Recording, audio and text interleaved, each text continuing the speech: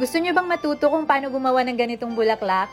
Tuturuan ko kayo ngayon. So, kailangan natin kumuha ng card and then yung satin ribbon natin, ganituhin natin sila. Sa first batch guys, nag-fold lang ako ng 10 times and then kinat ko na siya.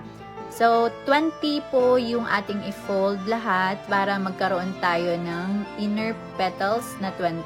So, sa 20 na yon ay ganituhin natin sila pag-cut, pa-curve siya guys. Para hindi mahirapan yung gunting natin, kinat ko siya guys by 5. And then, ito na siya. Pagkatapos guys, ay tiklopin natin to and then sunugin natin yung taas. Ganito lang yung gagawin natin sa lahat ng satin ribbon na nakat natin. So, 20 pieces yon. So, equivalent to 20 petals. So, mahirap po talaga yan siya guys sa simula kasi hindi mo pagamay. Pero, mag-ano ka lang, try and try hanggang magamay mo yung pagsunog guys. Ako din, ang dami kong beses na na-fail bago ko talaga siya nakuha. So, dito guys ay nag-cut na naman ako ng 6 folds na ganyan para gawin nating outer petal. So, pag outer petal na guys, ay i-fold natin ng pagganito na yung patulis siya and then ayan na siya guys and then titiklopin ulit and then sunugin na naman siya.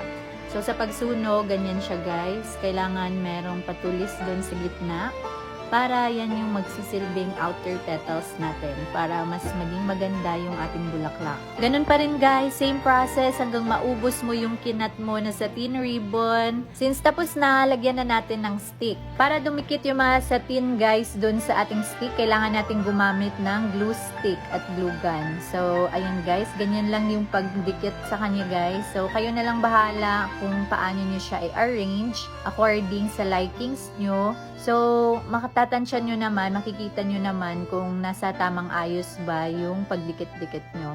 And ito na nga yung result. Ayan. So, diba? Napakaganda. Thank you for watching!